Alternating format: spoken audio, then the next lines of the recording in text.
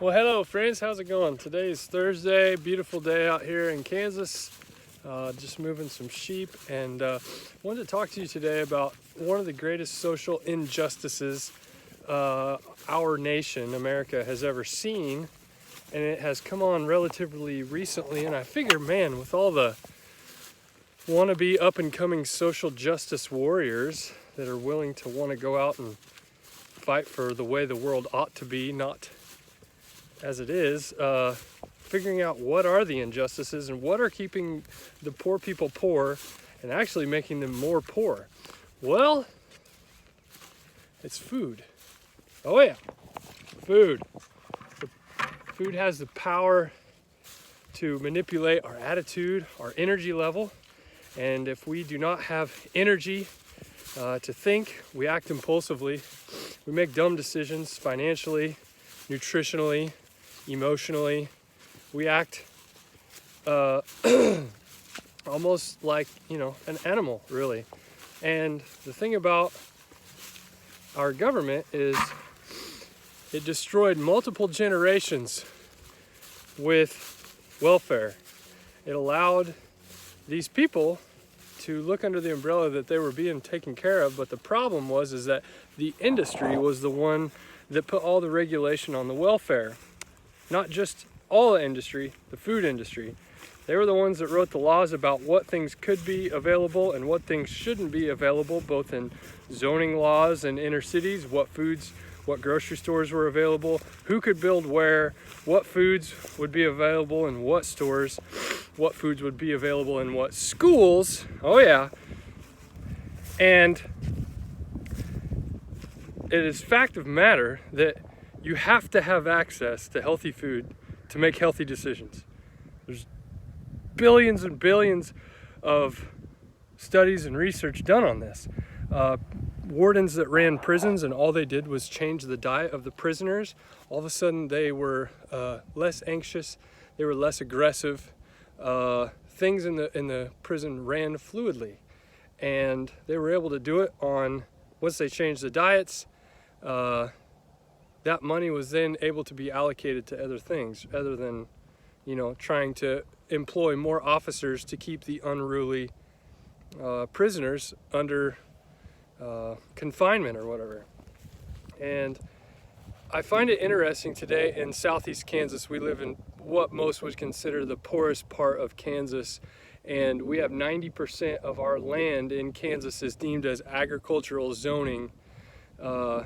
And we import 90% of our food. You go to any small town, any rural town, and you usually have one grocery store. You have a Walmart that is an average of 30 miles away from any town in any direction. And in that Walmart, you can only shop on the outer edges because everything in the middle is contributing to chronic disease, obesity, heart disease, dementia-like diseases, neurological-like diseases, and all we're doing is we're just trapped in this prison of availability of how do we get access to super high-quality food to be able to get our bodies to perform again. And if we were to do that, we as farmers are really going to have to re-evaluate how we're growing food, because today the commercial cash crop industry, wheat, corn, soy, we're shipping it off to these corporations which are sucking up our profits. They're reproducing this stuff into industrialized food, which is hurting both the consumer and the producer, and they're the ones making all the money. So, and the great news is they get to use and buddy up with the medical industry, who the people that eat all this food, well, then they have to rely on the health insurance to help take care of them. And the fact of the matter is, if over 50% of our diet in a week comes from something that has an ingredient list, then we're on that chronic disease list. I'm talking about, an avocado does not have an ingredients list. It's an avocado. A steak does not have an ingredients list. Bacon does not have an ingredients list. Well, I take that back. Some of it do, because there's so damn much preservatives in the meat and things these days that it's a science experiment just to get it to set on the shelf long enough. But I'm talking about Whole Foods, and the section of the grocery store that sells stuff without an ingredients list is about 12%. The rest of it is all processed food, and it's killing us. So if we are to take head on the elephant in the room that has purely showed itself in the last 40 years, to where we had 5% people on the obesity list and now we're at 40%, and we were at 3% of children with a chronic disease and now we're at 48% children with a chronic disease, somebody should ask why? Just a thought, and nobody is. But the finger is to be pointed at food every time, and we have some major questions to ask.